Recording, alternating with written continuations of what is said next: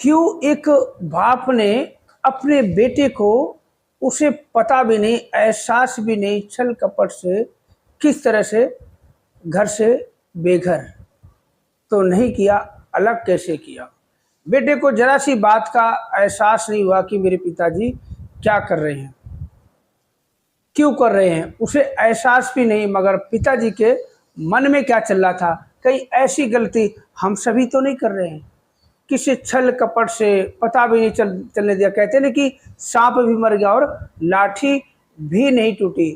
तो चलते हैं, आज एक एक बात आपको बताता हूँ, सच्ची बात।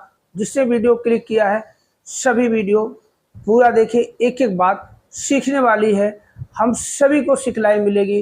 क्योंकि हम अपने पास तो कुछ नहीं है, फिलहाल तो हम ऐसे ही हैं, भगवान भरोसे चल रही, दातार कृपा है, सब कुछ हो जाएगा। जिनके पास है लाखों करोड़ों की दौलत है, दो दो चार चार मकाने, गाड़ियां, बंगला, फैक्ट्री, ऑफिस, ये वो बिजनेस, वो कहीं ऐसा तो नहीं कर रहे हैं कि अपनी औलाद के ही साथ ही एक ही बेटा उसी के साथ अगर छल कपट कर रहे हैं।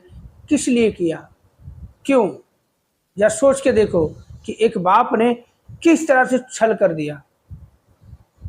शादीशुदा बच्चा शादी करके आ गया, लव मैरिज करी, चलो छोड़ो, लव मैरिज करी तो करी, क्यों अलग किया, किस लिए किया, क्या उनके मन में भावनाएं चल रही थी। तो आज ऐसी बात करने वाला, एक सच्ची बात आपके सामने रखने जा रहा हूं, और आप लोग वीडियो देख के बताना कि आप लोगों को, आप जी को क्या सिखलाई मिली, उनको ऐसा करना चाहिए था या नहीं करना चाहिए था। तो सभी से हाथ जोड़ के विनती है, जो भी पहली बार देख रहा है चैनल को सब्सक्राइब जरूर करें, लाइक करें और कमेंट करके जरूर बताएं। मेरे सभी निरंकारी संत महात्मा भाई बहन माताओं के चरणों में प्यार भरा नतमस्तक होके धन्यकार जी। और जो मेरे मित्र भाई सब्सक्राइबर सभी को मेरा प्यार भरा नमस्कार।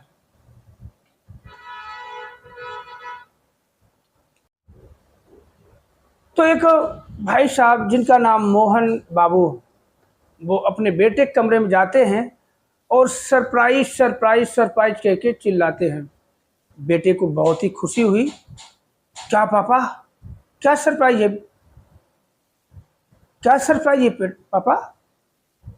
तो मोहन बाबू कहता है, जो सुमित, उनके बेटे का नाम सुमित, बोलता क्या सरप्राइज है पापा।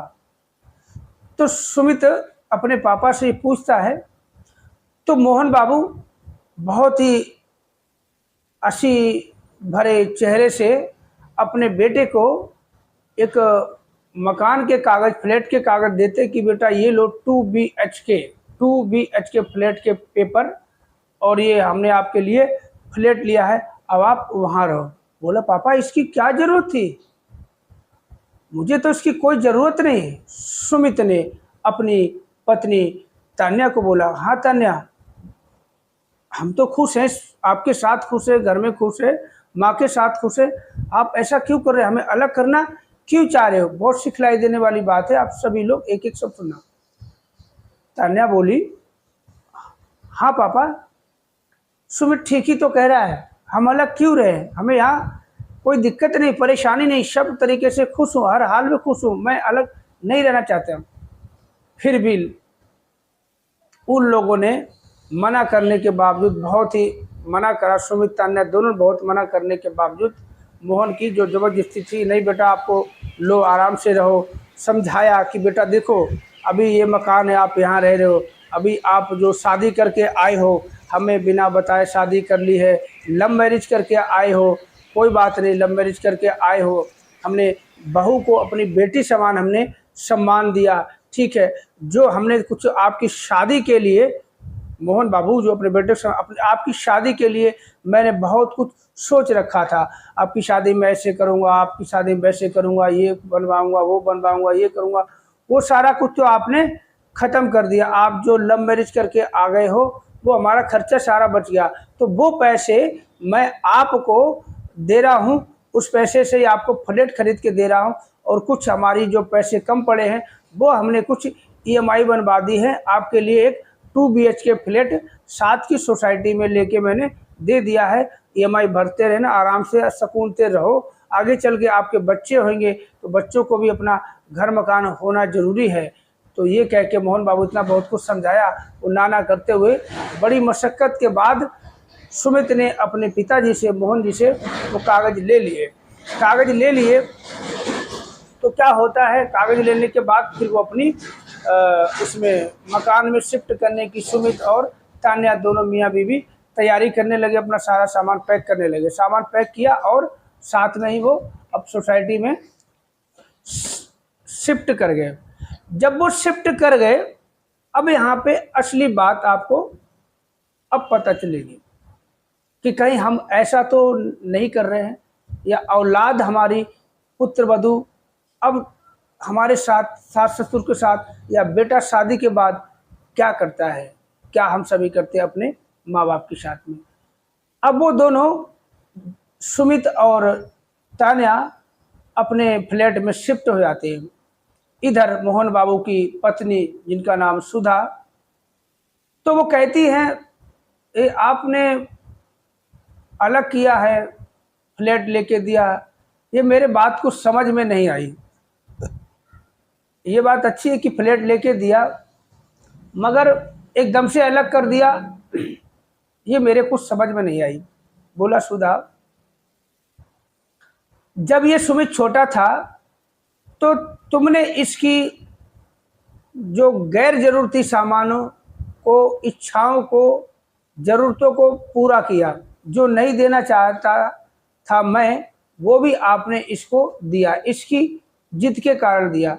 बचपन में इसकी सारी आपने ख्वाहिशें पूरी की, जो कि नहीं भी करना चाहिए था, फिर भी आपने माँ के रिश्ते से सब कुछ निभाया। अपने बेटे को वो दिया जो मैं नहीं चाहता था, बेटे के लिए नुकसानदायक नहीं। आपने बेटे को हर एक चीज़ दी और इसको आपने जिद्दी बनाया। ठीक है, कोई बात नहीं, बचपना बीत गया, जवानी आई तो बेटे ने बिना बताए एक गैर समाज की लड़की से शादी कर ली। चलो, उसको मैंने अपनी बेटी बना के अपना लिया, बेटी तरह मैंने मान लिया।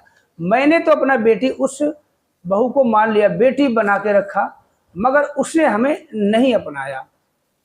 छोटी छोटी बातों पे आप सब्जी बनाते हो, नमक कम हो जाता तो आपको बोलती है।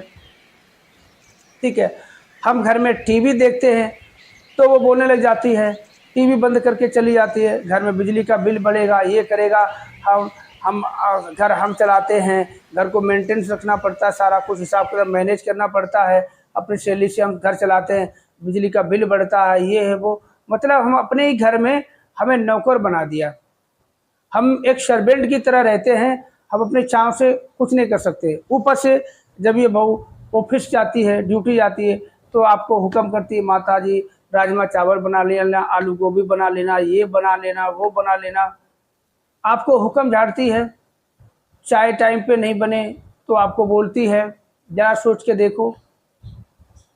ऊपर से सुमित कुछ नहीं बोलता उसको। अब जब मैंने सोचा, प्लान बनाया कि ऐसे तो बात बनने वाली है नहीं, ये और बिगड़ते जाएंगे, तो इनको पास की सोसाइटी में, ज़्यादा दूर नहीं, अपने दिल से दूर नहीं, पास की सोसाइटी में जो पैसे हमारे पास इसकी शादी के लिए थे, वो पैसे मैंने इसने लव मैरिज कर ली तो शादी का खर्चा हमारा बच गया। तो वो पैसे हमने देके ईएमआई पे एक फ्लैट ले लिया, अलग रहेंगे। जब ये ईएमआई भरेंगे, कमाएंगे, खाना खुद पकाएंगे, तो पकाएंगे, नहीं तो बाहर से मंगवाएंगे, घर का मैनेजमेंट करेंगे, बिजली का बिल भरेंगे, तब इनको सारी समझ में आ जाएगी। जब इनके समझ में आ जाए, जब इनको अपनी गलती का एहसास हो जाए, ये सुधर जाएंगे, एहसास हो जाएगा, तो किसी न कि कोई शर्तें पर, कुछ शर्तों पे हम इनको घर में रख लेंगे। अगर नहीं सुधरे तो कोई बात नहीं, रह रहे हैं, पास भी तो रह रहे हैं, पास की सोसाइटी में तो रह रहे हैं, कोई बात होगी, कोई वजह होगी तो हम जाके देख सकते हैं, कोई आपत्ति विपत्ति, कोई ऐसी वैसी बात, हम दूर थोड़ी ना हैं। तो सुधा ने बोला, हाँ ये बात तो सही है आपकी।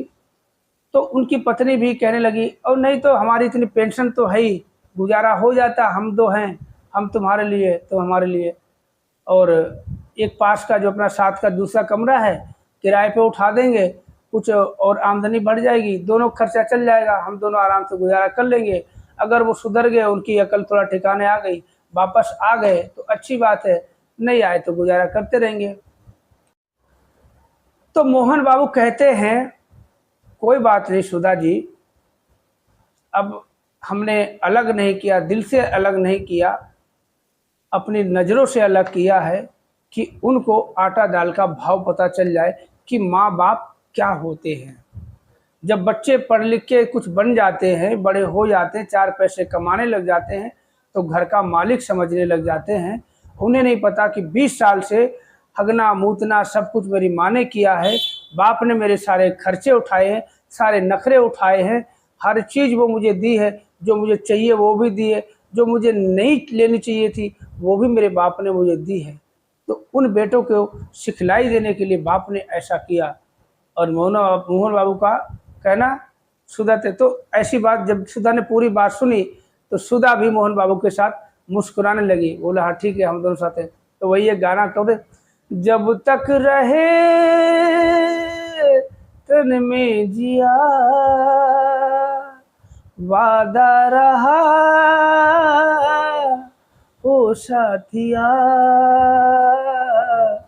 हम तुम्हारे लिए तुम हमारे लिए, हम तुम्हारे लिए तुम हमारे लिए, जब तक रहे तन में जिया। ये बात तो वही है कि कहते हैं कितना भी हम इधर उधर देख ले, ताक ले, झाँक ले, पूरी जवानी ऐसे वैसे गुजार दे, मगर बाद में बुढ़ापे में कहते बूढ़ी पत्नी और बूढ़ा पति एक दूसरे के काम आता है। वही समझते, कितने भी निठुल्लू कितने भी आवारा हों। तो आज की ये कहानी से आप जी ने क्या सीखा कमेंट करके जरूर बताएं। तो चलते फिर मिलते हैं अगले वीडियो में। आप सभी निरंकारी संत महात्मा भाई बहन माताओं के चरणों में प्यार भरा नतमस्तक होकर धन्यवाद जी। और जो मेरे मित्र भाई सब्सक्राइबर सभी को मेरा प्यार भरा नमस्कार।